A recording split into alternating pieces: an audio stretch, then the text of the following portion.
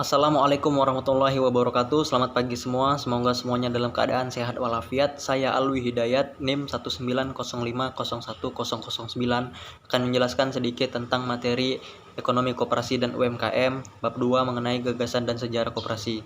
Adapun yang akan kita bahas pada kali ini adalah yang pertama, kelahiran koperasi di Rochdale. Yang kedua, gerakan-gerakan koperasi di Eropa, Australia, Amerika, Afrika, Asia, dan Indonesia.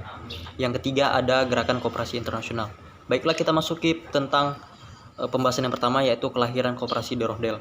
Kelahiran koperasi di Rochdale merupakan dampak dari ekonomi masa revolusi industri 1.0, di mana pada saat itu merupakan maraknya sistem ekonomi kapitalis yang menindas masyarakat, khususnya kaum buruh, dari para kaum pengusaha. Hal ini menimbulkan muncul tokoh-tokoh yang membela hak-hak kaum buruh, yaitu yang pertama ada Robert Owen yang dikenal sebagai Bapak Koperasi Dunia yang pertama pada tahun 1816. Dia memperjuangkan hak-hak masyarakat kaum buruh melalui bukunya pada tahun 1816. Nah, kemudian berkembang lagi yang dikembangkan oleh Charles Howard di Rochdale, Inggris pada tahun 1844. Beliau mengembangkan gagasan-gagasan dari Robert dengan mendirikan toko, menyewakan tanah, membentuk masyarakat yang dapat memenuhi kebutuhan pribadi sebagai suatu bentuk perlawanan dan pembelaan hak-hak dari para kaum buruh. Selanjutnya ada gagasan dan gerakan koperasi di daratan Eropa, Australia, Amerika, Asia, Afrika, dan Indonesia. Nah, dampak dari revolusi industri 1.0 tidak hanya berkembang di Inggris, tapi juga di Eropa, Asia, dan seluruh dunia. Muncul beberapa gerakan-gerakan serupa di daratan Eropa, baik di Rusia, Swedia, Denmark, Italia, Prancis, dan lain sebagainya.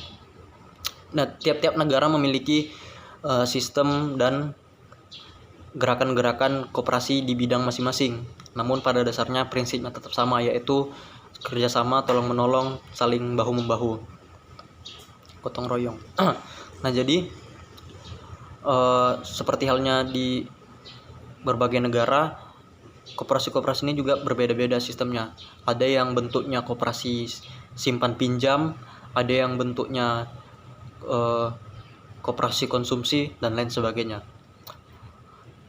Dari abad ke-17 mulai berkembang seiring dengan kolonialisme, muncul gagasan koperasi ke daratan Australia, Asia, juga Afrika, tak terkecuali Indonesia. Nah, di Indonesia sendiri koperasi mulai muncul pada masa penjajahan pada abad ke-18 oleh Pati Purwokerto yang didukung oleh pihak kolonial Belanda di Purwokerto. Namun pada akhirnya kolonial Belanda di Indonesia mulai khawatir akan gerakan-gerakan koperasi Indonesia.